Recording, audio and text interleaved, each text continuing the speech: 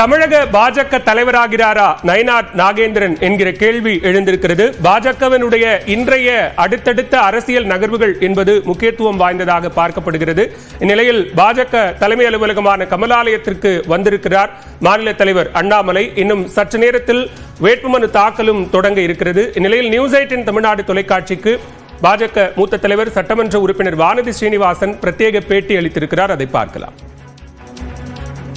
பாஜகவில் இன்று விருப்பமனு தாக்கல் செய்யப்படுறாங்க. உங்கள் தரப்பில் இருந்து விருப்பமனு தாக்கல் இந்த எலெக்ஷன் சம்பந்தமான கேள்விகள் கட்சி முடிவெடுக்கும்.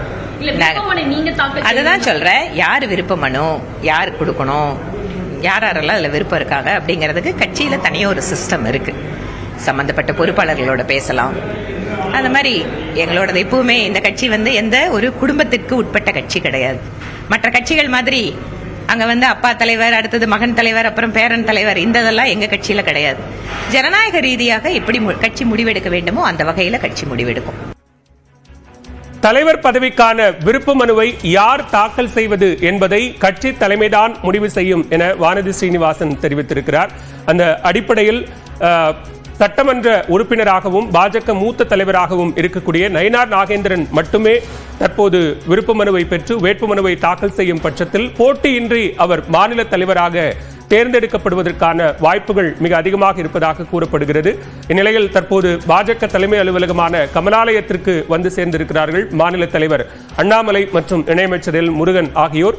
அங்கு தேசிய பொதுச் செயலாளர் தருண் சுக் அங்கு பாஜக தலைமை அலுவலகத்தில் இருந்து கொண்டிருக்கிறார். மற்ற மூத்த கட்சியின் நிர்வாகிகளும் அங்கு இருக்கக்கூடிய நிலையில் 3 மணிக்கு இந்த வேட்புமனு தாக்கல் தொடங்கும் என்று கூறப்பட்டிருக்கிறது.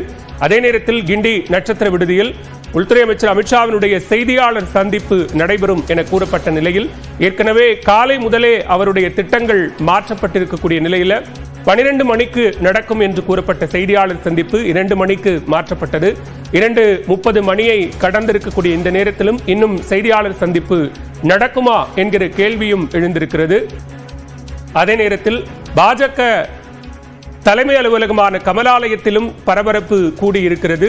பாஜக தலைவர் பதவிக்கு நயினார் நாகேந்திரன் மட்டுமே வேட்புமனு தாக்கல் செய்யக்கூடும் என எதிர்பார்க்கப்படும் நிலையில் அப்படி அவர் மட்டுமே தாக்கல் செய்தால் அவர் போட்டியின்றி மாநில தலைவராக தேர்வாவதற்கான வாய்ப்பும் இருக்கிறது.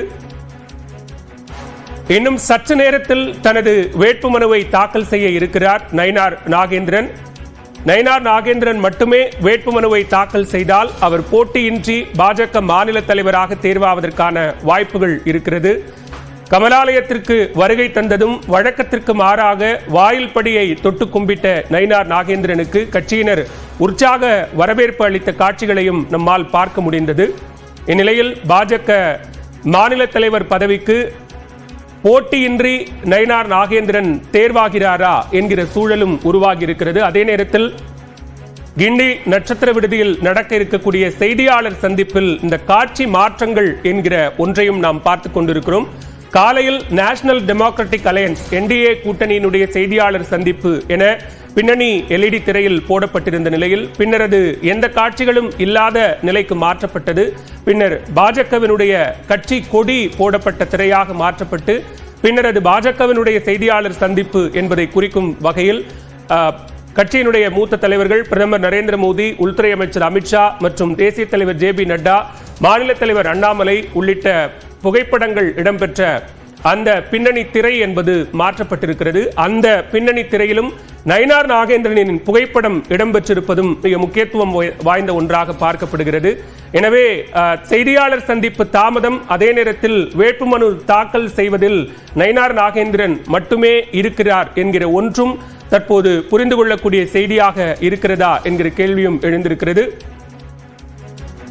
உள்துறை அமைச்சர் அமித்ஷாவுடன் தற்போது தேசிய தலைவர்கள், மிக குறிப்பாக சுதாகர் ரெட்டி போன்ற தலைவர்கள் அங்கு உடன் இருக்கிறார்கள். செய்தியாளர் சந்திப்பில் இணையமைச்சர் எல் முருகன், மாநில தலைவர் அண்ணாமலை உள்ளிட்டோர் அங்கு இல்லாமல் கமலாலயத்திற்கு வருகை தந்திருப்பதும் மிக முக்கியமாக கவனிக்கக்கூடிய அம்சமாக மாறி இருக்கிறது. எனவே இன்னும் சற்று நேரத்தில் தன்னுடைய வேட்புமனுவை நயினார் நாகேந்திரன் தாக்கல் செய்ய இருக்கிறார். அவர் மட்டுமே வேட்புமனுவை தாக்கல் செய்யும் பட்சத்தில் போட்டியின்றி பாஜகவினுடைய தமிழக தலைவராக நயினார் நாகேந்திரன் தேர்வாக இருக்கிறார் என்பதும் மிக முக்கியமான ஒன்று. கடந்த 2 நாட்களாக டெல்லியில் முகாமிட்டிருந்த நயினார் நாகேந்திரன் உள்துறை அமைச்சர் அமித்ஷாவுடனான சந்திப்பு நடைபெறுமா, அவர் கட்சியினுடைய மாநில தலைவராக நியமிக்கப்படுகிறாரா என்கிற கேள்விகள் எழுந்த நிலையில் இது கட்சியினுடைய விதிகளின் அடிப்படையில் விருப்ப மனு பெற்று வேட்புமனு தாக்கல் செய்து அதன் அடிப்படையில் தலைவர் அறிவிப்பு என்கிற ஒன்றை நேற்றைக்கு பாஜகவினுடைய மாநில துணைத் தலைவரும் தேர்தல் நடத்தும் அதிகாரியுமான சக்கரவர்த்தி அறிவித்திருந்தார். அதன் அடிப்படையில் விதிமுறைகளும் அறிவிக்கப்பட்டிருந்தது. குறைந்தபட்சம் 3 பருவங்களில் தீவிர உறுப்பினராக பணியாற்றி இருக்க வேண்டும் அல்லது